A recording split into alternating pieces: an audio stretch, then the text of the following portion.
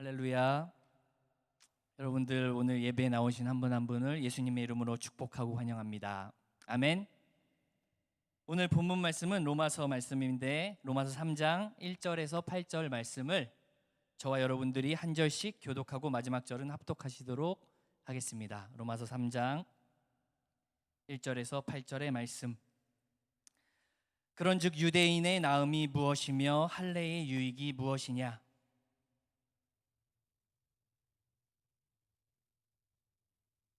어떤 자들이 믿지 아니하였으면 어찌하리요? 그 믿지 아니함이 하나님의 미쁘심을 패하겠느냐?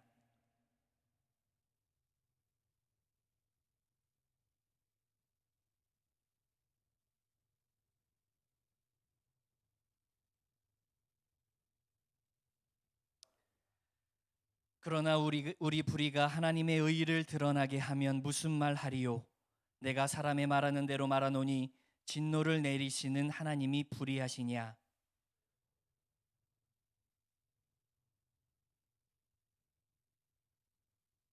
그러나 나의 거짓말로 하나님의 참되심이 더 풍성하여 그의 영광이 되었다면 어찌 내가 죄인처럼 심판을 받으리요? 또는 그러면 선을 이루기 위하여 악을 행하자 하지 않겠느냐?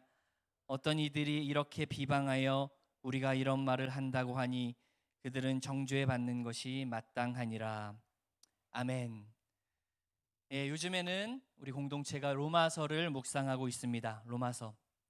여러분 로마서 잘 아실지 모르겠지만 로마서는 사도 바울이 구원의 진리를 체계적으로 기록한 서신서입니다. 유대인과 이방인 사이에 올바른 교제가 이루어질 수 있도록 기록했는데 여러분 오늘 본문 말씀 좀 이해되세요?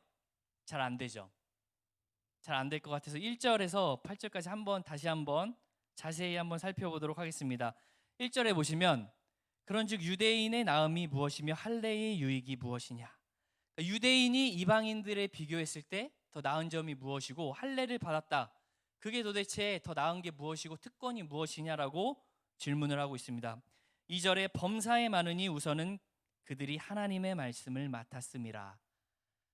유대인들이 범사의 이익, 특전이 많다고 이야기하고 있어요. 무슨 이점이 많냐면 율법을 하나님께서 맡겨주셨다. 율법을 맡겨주셔서 그것을 가르치고 그것을 행하라고 한 것이 바로 유대인들의 바로 이점이라고 이야기하고 있습니다.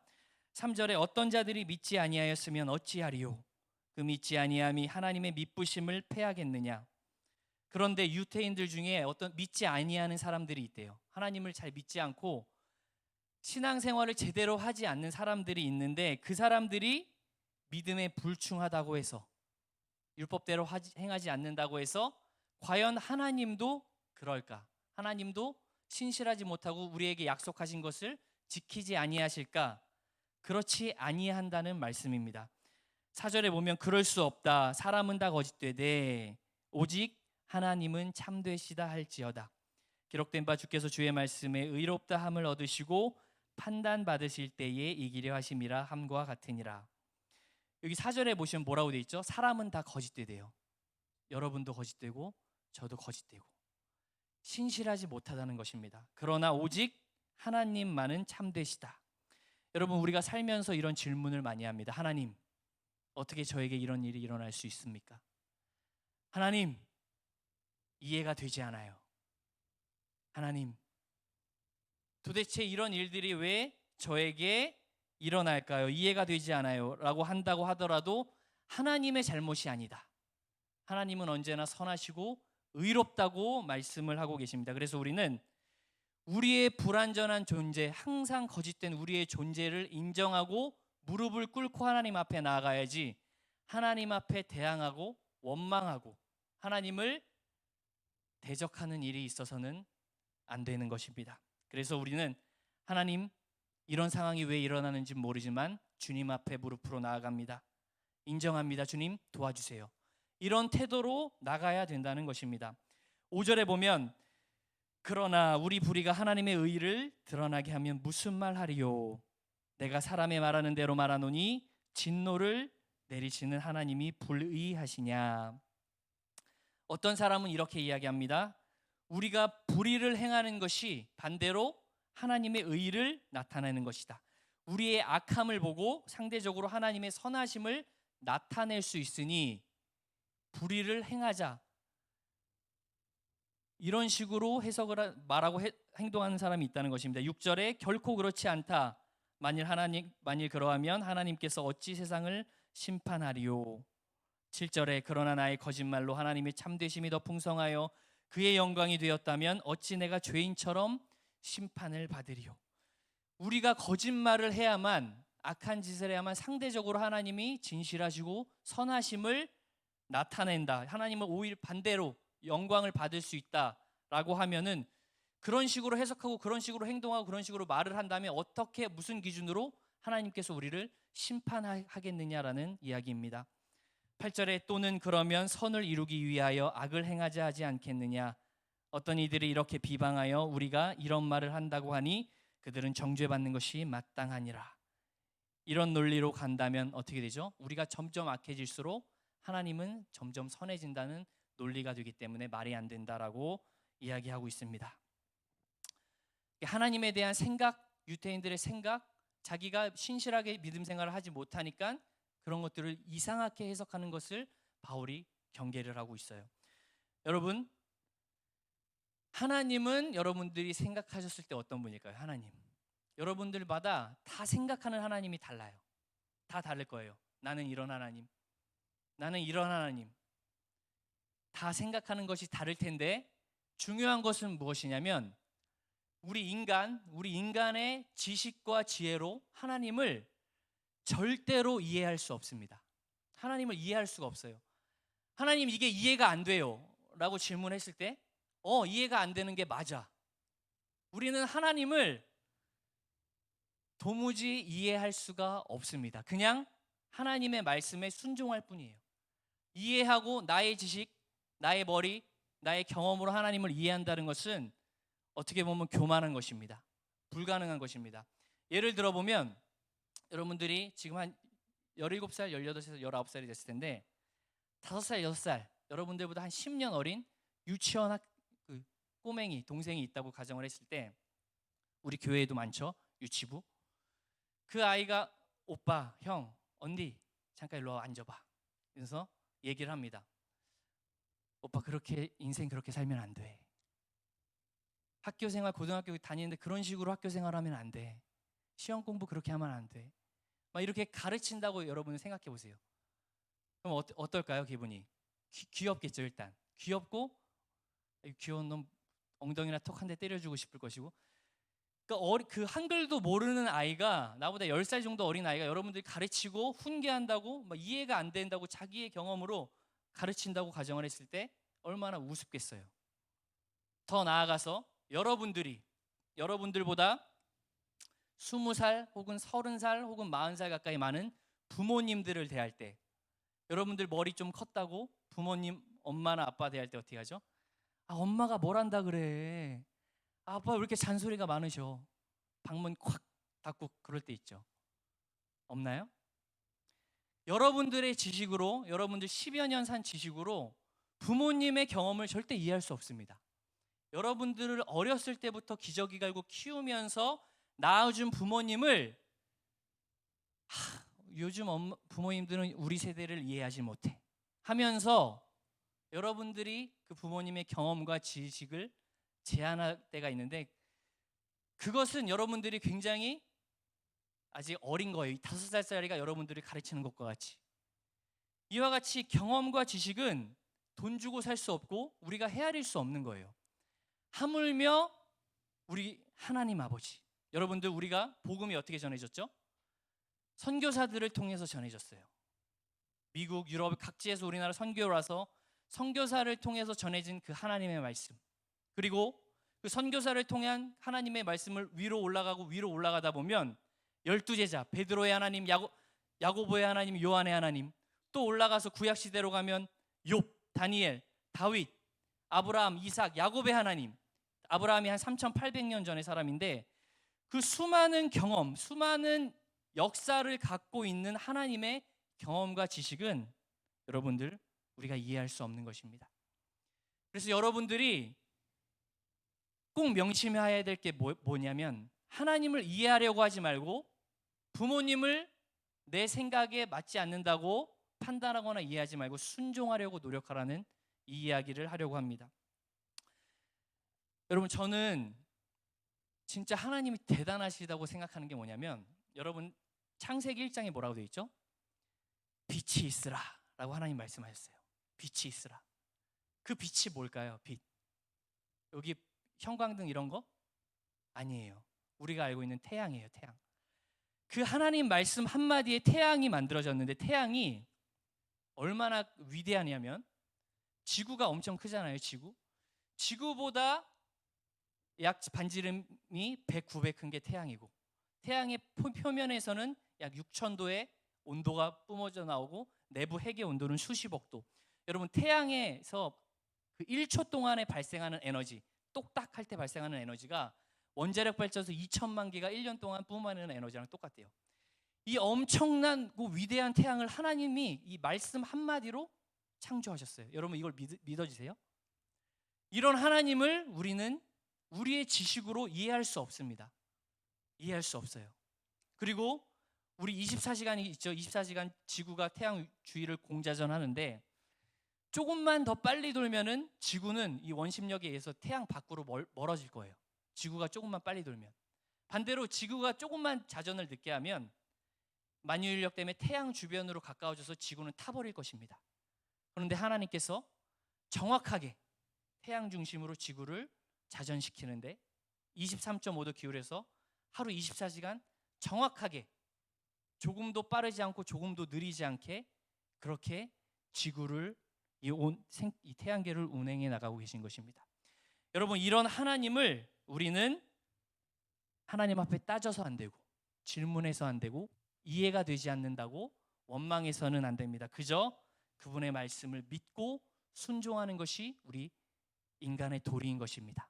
그래서 여러분, 우리 인간은요 절대 창조자를 이해할 수 없어요. 피조물은 창조주를 이해할 수 없고 그냥 그 만들어진 섭리대로 감사하며 순종하며 살아가는 것입니다. 마치 어린아이가 부모님을 이해할 수 없듯이, 할아버지 할머니들의 인생을 초등학교도 못 나온 아이가 이해할 수 없듯이 우리는 하나님의 세계를 이해할 수 없는 것입니다.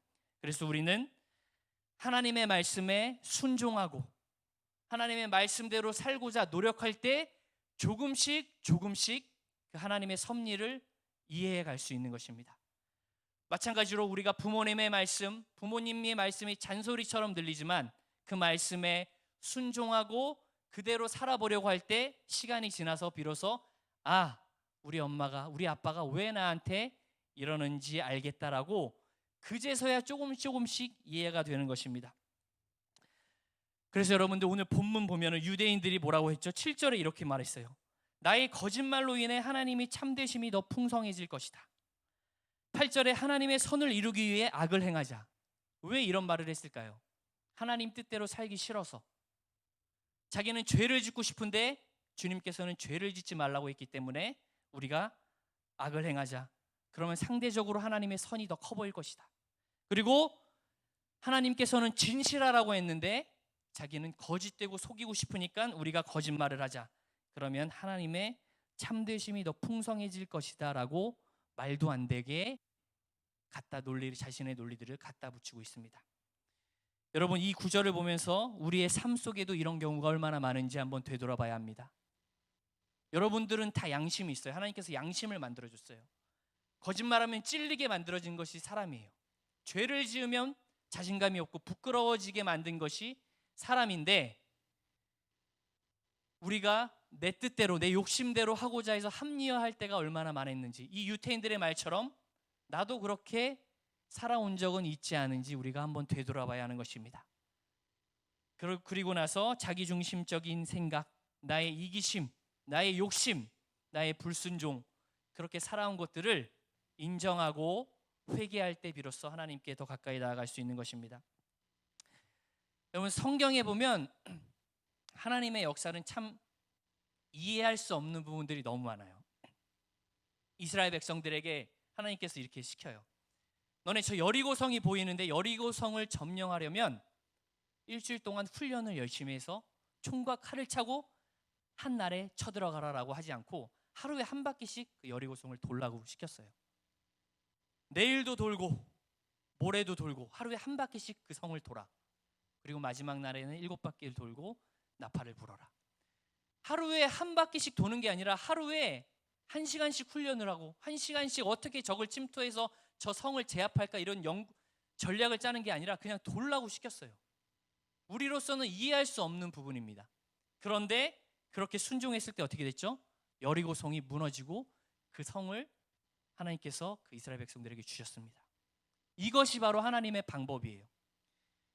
그리고 또 구약시대에 아람 군대장관 나아만이라는 사람이 있었어요. 나아만. 군대장관이라고 하면 지금으로 치면 국방부 장관에 버금가는 위치인데, 뭐 강대국, 뭐 미국이나 유럽의 국방부 장관인데 그 사람의 큰 약점이 있었어요. 약점. 무슨 약점이 있었냐? 바로 문둥병, 한센병이 걸렸다는 것입니다. 높은 지위와 명예를 갖고 있었는데 그 병 때문에, 고칠 수 없는 병 때문에 괴로워하던 찰나에 이스라엘의 엘리사 선지자라는 사람을 찾아가면 병을 나을 수 있다는 얘기를 듣고 찾아가요. 그러니까 지금으로 치면 강대국에 있는 국방부 장관이 약소국에 있는 어떤 목회자를 찾아간 거예요. 그런데 그 목회자를 찾아갔는데 그 목회자, 그 엘리사 선지자를 찾았는데 그 군대 장관이 나왔는데 쳐다보지도 않고 나오지도 않고 종을 시켜서 요단강에 7번 몸을 담그라고 시킵니다. 이 나아만 입장에서는요, 충분히 죽일 수도 있는 상황이에요.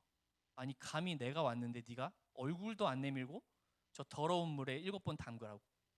충분히 죽일 수 있는 상황인데 옆에 지혜로운 신하가 이렇게 권면합니다. 장군님, 이거보다 더 어려운 일을 시키셔도 하려고 하지 않았습니까? 한번 해봅시다. 그 말에 순종하고 요단강 물에 그 더러운 물 한 번 몸을 담그고 2번 담그고 아무 차질이 없어요. 3번 담그고 다시 나왔다가 4번 담그고 5번 담그고 그래도 이 문둥병이 그대로 있어요. 6번 담그고 나오고 마지막으로 7번 담궜을 때 그게 깨끗이 나은 역사가 일어나게 됩니다. 여러분, 이와 같이 하나님은 아니 그냥 병을 낫게 해주시지, 엘리사 선지자를 통해 그냥 낫게 해주시 왜 이렇게 요단강에 7번 몸을 담그라고 했을까? 그냥 여리고성 돌지 말고 그냥 한 번에 천군 천사로 탁 없애주시지, 무너뜨려 주시지 왜 돌라고 하셨을까? 우리는 하나님의 이 이해할 수 없는 이 섭리를 우리 인간의 지식으로는 도무지 정말 이해할 수 없습니다. 그래서 우리는 하나님을 이해하려고 하지 말고 그 말씀대로 순종하려고 노력해야 돼요. 그것이 믿음인 줄로 믿습니다. 아멘. 여러분, 우리 한번 다 같이 따라해 볼까요? 하나님은 언제나 의롭고 선하신 분이다. 다시 한번, 하나님은 언제나 의롭고 선하신 분이다. 그리고 두 번째, 우리는 하나님을 절대 이해할 수 없다. 그저 믿고 순종할 뿐이다. 다시 한번, 우리는 하나님을 절대 이해할 수 없다. 그저 믿고 순종할 뿐이다. 여러분, 하나님 말씀 앞에서 자신을 합리화시키지 말고 그분 앞에 무릎 꿇고, 하나님 제가 힘듭니다. 힘들다고 하나님께 원망하는 것이 아니라 주님 도와주세요. 주님, 저는 왜 저에게 이런 일이 나타났는지 모르겠어요. 주님 도와주세요. 무릎 꿇고 순종의 태도로 감사의 마음으로 나가는 것이 우리 피조물의 할 일이라고 믿습니다. 하나님, 이 코로나가 도대체 왜 일어나요? 여러분 생각해 보세요. 하나님께서는 우리의 머리카락까지 세진다고 했어요. 그런데 그분이 이 코로나 때문에 전 세계가 이런 걸 모르실까요? 다 알고 계실 겁니다. 하나님, 왜 이런 상황이 이렇게 펼쳐졌는지, 하나님께서 그걸 허락하셨는지 마귀 귀신 사단의 역사인지는 모르겠으나 주님 도와주세요. 주님만 붙들고 주님 말씀에 순종하며 나아가게 가고자 하오니 주님 저와 함께 해주시옵소서. 이런 태도로 우리는 하나님 앞에 서야 될 줄로 믿습니다. 그래서 오늘 의로우신 하나님, 언제나 선하시고 의로우신 하나님을 여러분들 인생 가운데 불평 불만 대상이 아니라 정말 우리가 측량할 수 없는 위대하신 하나님께 순종하고 그분 말씀대로 살고자 노력할 때 우리 인생 가운데 앞날이 아름답고 복된 길로 펼쳐질 줄로 믿습니다. 아멘.